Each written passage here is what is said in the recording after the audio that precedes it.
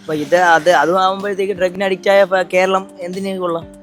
ഇപ്പോൾ ഡ്രഗിന് അഡിക്റ്റാണ് ഓരോ പിള്ളേരും. എന്നെ കുത്തിയത് തന്നെ ഡ്രഗിൻ്റെ പേരിലാണ് എന്നെ കുത്തി മറിക്കുന്നത്. ഞാൻ ഒരു ഡ്രഗ് ഡീലറായിരുന്നു. എനിക്കൊരു 3-4 കേസൊക്കെ ഉണ്ട്. അപ്പോഴത്തേക്ക് അതിൻ്റെ പേരിൽ ഞാൻ ഒഴിഞ്ഞു മാറിയപ്പോഴത്തേക്കാണ് എന്നെ ചങ്കിൽ കുത്തി ഇറക്കുന്നത്. വളർന്നു വരുന്ന തലമുറയ്ക്ക് എൻജോയ് ചെയ്യാനും ഫ്രീഡത്തിൽ നടക്കാനുള്ള ഇതാണ് വേണ്ടത്.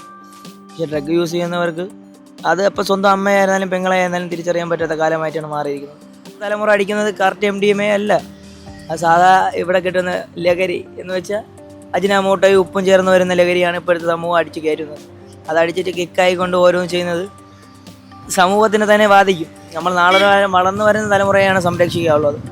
ഇപ്പോഴത്തെ തലമുറ നശിച്ചുകൊണ്ടേയിരിക്കുന്നാലും വളർന്നു വരുന്ന തലമുറ നമ്മൾ സംരക്ഷിച്ചു കഴിഞ്ഞാൽ നമുക്ക് തന്നെയാണ് ബെനിഫിറ്റ്. എൻ്റെ 4-5 വർഷം കൊണ്ട് ഞാൻ FK പറഞ്ഞ ഒരു വ്യക്തിയാണ്. അവിടെ ആദ്യമൊന്നും ഡ്രഗ് ഇല്ലായിരുന്നു, വിവേചനമില്ലായിരുന്നു, വർണ്ണവിവേചനമില്ലായിരുന്നു. ഇപ്പോൾ ഡ്രഗ് യൂസ് ചെയ്യാൻ തുടങ്ങിയതിന് ശേഷം എല്ലാം വന്ന് തുടങ്ങിയിട്ടുണ്ട്. ഡ്രഗാണ് ഇപ്പോൾ ഓരോ പരിപാടി നടത്തുന്നത്. ഒരുത്തൻ പാടുന്നുണ്ടെങ്കിലും മ്യൂസിക് ആണെങ്കിലും ഡ്രഗിന് അഡിക്റ്റ് ആയിട്ട് സമൂഹം മുടി കളർ ചെയ്ത് ഇറക്കുമ്പോഴും ആൾക്കാർ വയ്ക്കാൻ ഡ്രഗിന് അഡിക്റ്റാണ്. പക്ഷേ അങ്ങനെയുള്ള ഭയമായിട്ട് ചിലപ്പോൾ അഡിക്റ്റ് ആയിരിക്കില്ല. നമ്മൾ മാന്യെന്ന് കരുതുന്നവർ പലരും ഡ്രഗ് യൂസ് ചെയ്യുന്ന കണ്ട് ഇപ്പോൾ സമയം ആദ്യം MDMA തുടങ്ങി, അത് പിന്നെ സിഗരറ്റായി, അത് പിന്നെ കഞ്ചാവിലോട്ട് വന്ന് നിൽക്കുന്നു. ആദ്യം കഞ്ചാവ് അടിക്കുമ്പോഴത്തേക്ക് ആരും ഒന്നും കണ്ടുപിടിക്കുമായിരുന്നു. കണ്ണ് ചോക്കുന്നതും ബോഡി ലാംഗ്വേജ് കൊണ്ട് നമുക്ക് കണ്ടുപിടിക്കാം. പക്ഷേ എന്താണ് ഇപ്പം MDMA ആയതിനു ശേഷം ആർക്കും പോലും മണമില്ല, കുണമില്ല, വീട്ടുകാർക്ക് പോലും തിരിച്ചറിയാൻ പറ്റുന്നില്ല.